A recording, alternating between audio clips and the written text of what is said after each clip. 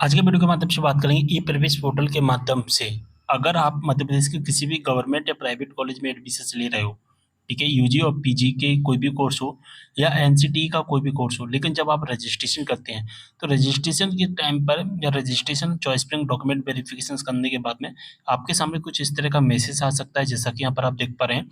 और इस मैसेज में लिखा जाएगा कि आपके आवेदन क्रमांक, जो भी आपका आवेदन क्रमांक है वो, किस संबंध में हेल्प सेंटर के माध्यम से एक त्रुटि उठाई गई है।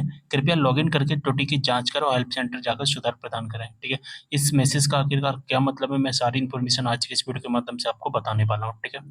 तो जैसा कि देख पा रहे हैं, ई सर्विस पोर्टल है और इस पोर्टल के माध्यम से हम मध्य प्रदेश के किसी भी गवर्नमेंट या प्राइवेट कॉलेजेस में एडमिशन ले सकते हैं। इन समस्त कोर्सेज में यूजी का कोई भी कोर्स हो, पीजी का कोई भी कोर्स हो, एनसीटी का कोई भी कोर्स हो, हम किसी भी कोर्स में जब एडमिशन लेते हैं तो इसके लिए हमें कुछ प्रोसेस करनी होती है। हम registration plus choice filling complete करते हैं। तो जैसे हम रजिस्ट्रेशन प्लस चॉइस फिलिंग को कंप्लीट करते हैं, इसके बाद हमारा जो फॉर्म होता है वो डॉक्यूमेंट वेरिफिकेशंस के लिए चला जाता है। अगर हमारा फॉर्म सब कुछ सही होता है तो हमारा डॉक्यूमेंट वेरीफाई हो जाता है, लेकिन जैसे ही अगर हमारे फॉर्म में कुछ भी मिस्टेक होती है या हमने जब फॉर्म रजिस्ट्रेशन किया था, उस फॉर्म में हमने कुछ गलती कर दी है, हमने कुछ डॉक्यूमेंट गलत फिल कर दिए हैं, ब्लर फिल कर दिए हैं, तो हमारे सामने एक मैसेज आता है। और कौन-सा मैसेज आता है, जैसा कि अभी आपने देखा था, ठीक इसी प्रकार से हमारे सामने एक मैसेज आता है और इस मैसेज में हमें ये बताया जाता है कि हमने जो रजिस्ट्रेशन किया है, इस रजिस्ट्रेशन नंबर से हमारे रजिस्ट्रेशन में कुछ न कुछ गलती है, वो उठाई गई है। किसके माध्यम से? हेल्प सेंटर के माध्यम से। अब क्या गलती उठाई गई है, इसे हमें चेक करना होगा। और इसे हम कैसे चेक करेंगे, इसके लिए हमें अपने फॉर्म को लॉगिन करना होता है, ठीक है?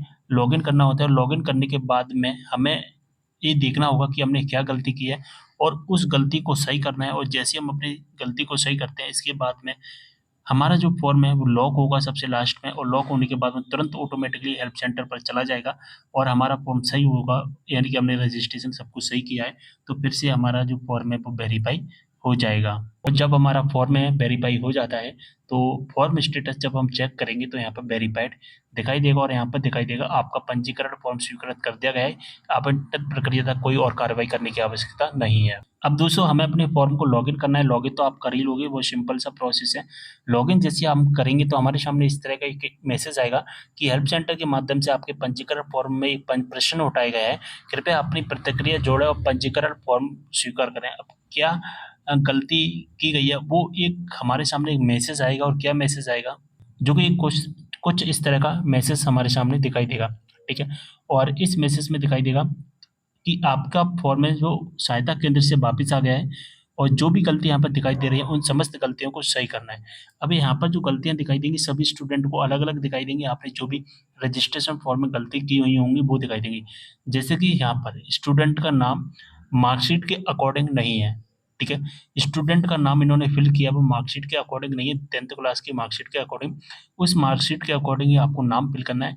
और जैसे ही आप अपना जो नाम है फिल करते हो, इसके बाद में सबसे लास्ट में जाकर अपने फॉर्म को लॉक कर देना है। कहाँ से लॉक होता है? तो यहाँ पर जैसा कि देख पा रहे हैं, यहाँ पर इस तरह से यहाँ पर जो है ना, सबसे नीचे आते जाना, सेव करते जाना और सबसे नीचे लॉक का ऑप्शंस आएगा, लॉक कर देना। जैसे ही लॉक करोगे, आपका फॉर्म फिर से वेरीफाई होने के लिए चला जाएगा और सब कुछ सही होगा तो आपका जो फॉर्म है वेरीफाइड कर दिया जाएगा। एक स्टूडेंट के केस में इस तरह का मैसेज आया हुआ है कि इन्होंने जो क्वालिफ़िकेशंस हैं और एक सीयूईटी, ईयूईई का वेरिफ़िकेशंस है, वो गलत फ़िल किया है, ठीक है? तो इन्होंने जो डॉक्यूमेंट फ़िल किया है, वो गलत फ़िल किया हुआ है। इस डॉक्यूमेंट को सही तरीके से फ़िल करना है और जैसे ही इस डॉक्यूमेंट को सही तरीके से स्टूडेंट फ़िल करता है, आपका जो फॉर्म है ऑटोमेटिकली, यानी कि आप ऑटोमेटिकली नहीं जाता है, लॉक करना होता है। और जो कि मैंने आपको बता दिया है, सेव एंड नेक्स्ट करते जाना है और आपका जो फॉर्म है लॉक हो जाएगा, ठीक है? लॉक होने के बाद में अगर ये सब कुछ सही अपलोड करते हैं, तो आपका जो फॉर्म है फिर से वेरीफ़ाई कर दिया जाएगा। अब देखिए, एक स्टूडेंट के केस में स्टूडेंट का जो नाम है हाई स्कूल 10th क्लास की मार्कशीट के अकॉर्डिंग नहीं है और इन्होंने जो डोमिसाइल सर्टिफिकेट अपलोड किया है, सॉरी, जो डोमिसाइल सर्टिफिकेट है वो इन्होंने अटैच नहीं किया है और जो एलिजिबिलिटी सर्टिफिकेट है वो भी इन्होंने अपलोड नहीं किया है। यानी कि इन्होंने 3 चीज़ें जो कि अपलोड नहीं की हैं सही तरीके से, इसलिए इनके फॉर्म में एक त्रुटि उठाई गई है और आपके सामने मैसेज आया है, ठीक है? इन तीनों चीज़ों को सही तरीके से फिल करना, और जैसे आप इन तीनों चीज़ों को सही तरीके से फिल करोगे, आपका फॉर्म वेरीफाई होने के लिए चला जाएगा।